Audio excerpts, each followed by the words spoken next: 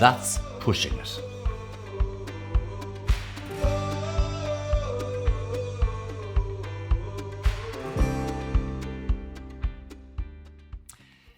A.P. McCoy was born in County Antrim in 1974 and rode his first winner in 1992. In 1996, he was crowned champion jockey for the first time, and he held the title every year until his retirement in 2015. He received an OBE, Order of the British Empire Award, in 2010, a year after riding his 3,000th winner. He was the first jockey to be named BBC Sports Personality of the Year. He lives with his wife Chanel and children Eve and Archie in Berkshire in the United Kingdom. In the following extract from his autobiography, he remembers an exciting win at the 2010 Grand National. For the 2010 Grand National, I got to the course early and took things easy. I felt relaxed. No major pressure, no panic. I did not think that I was any more or less relaxed than other years, but maybe I was a little more relaxed because I did not think that I had a great chance of winning the race. Actually, everyone was very relieved in the parade ring beforehand. JP McManus is always quiet before a race. He does not want to get too involved, especially for the bigger races. He just wished me luck. John Joe O'Neill, the handler, is quiet as well. We did not have too many tactics. He never ties me to instructions. We discuss the race, what might happen. But he leaves it up to me to see how the race develops, which is how it should be. If you were tying a jockey to strict instructions, you were not allowing him to work it out for himself. You were employing the wrong jockey. Then he legged me up. I did get butterflies when I got to the start, though. I always do. You can't help but get carried away by the atmosphere. If you do not get butterflies as you circle at the start before the Grand National, you are doing the wrong thing. Don't Push It was getting butterflies too. He was sweating like mad. I did not mind too much. It is usually a bad sign when a horse sweats up before a race. It usually means that he is anxious, too anxious to run his race. But Don't Push It always sweated up. It was just him. I took my feet out of the irons and patted him down the neck. John Joe had inserted a pair of earplugs into his ears just to insulate him a bit from the noise to help him relax. We did not want him wearing them in the race as we had not declared them, but I wanted to leave it until as near to the start time as possible before I took them out. I did not want him getting buzzed up too early.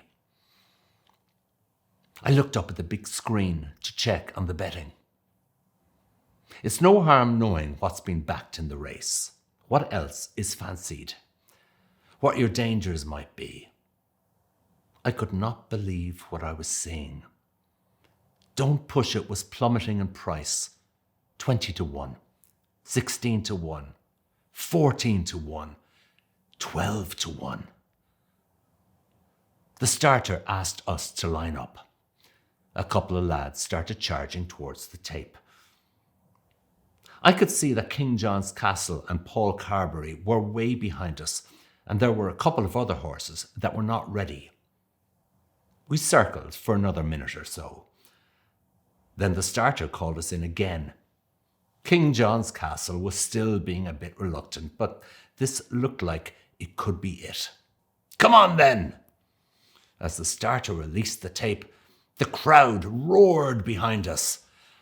I was in the middle of the track and towards the rear, crossing the Melling Road on the way to the first fence.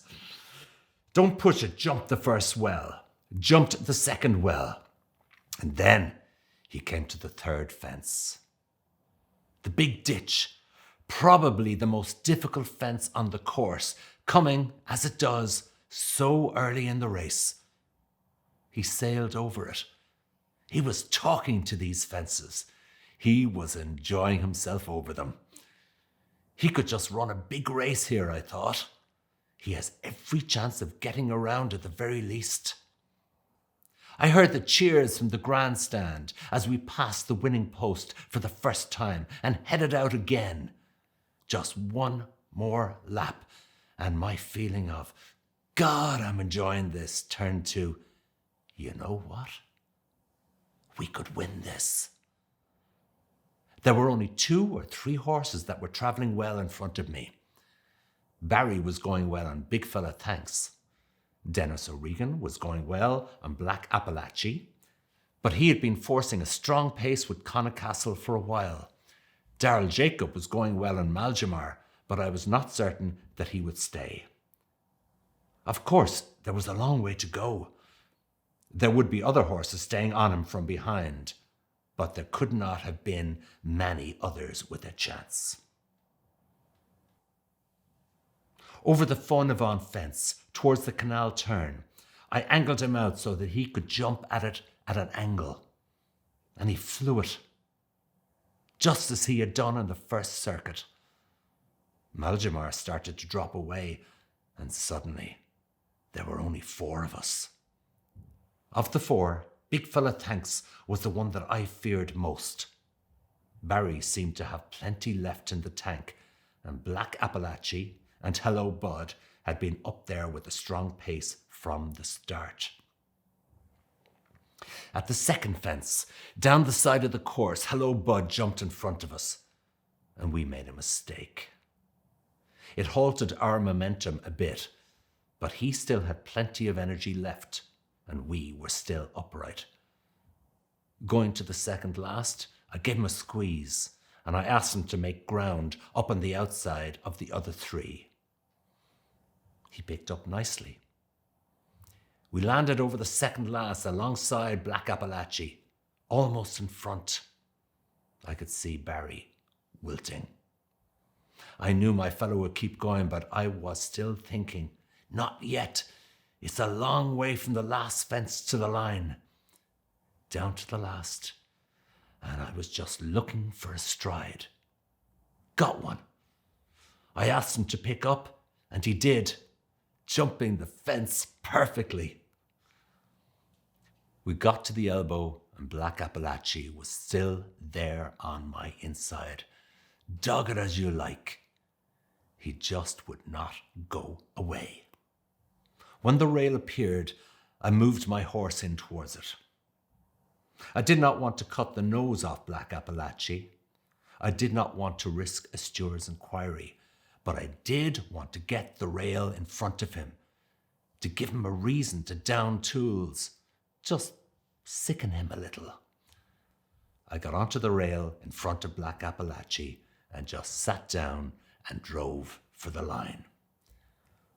I had a little look under my right shoulder, and I could see Black Appalachie getting further behind me. I looked ahead and could see the winning line getting closer.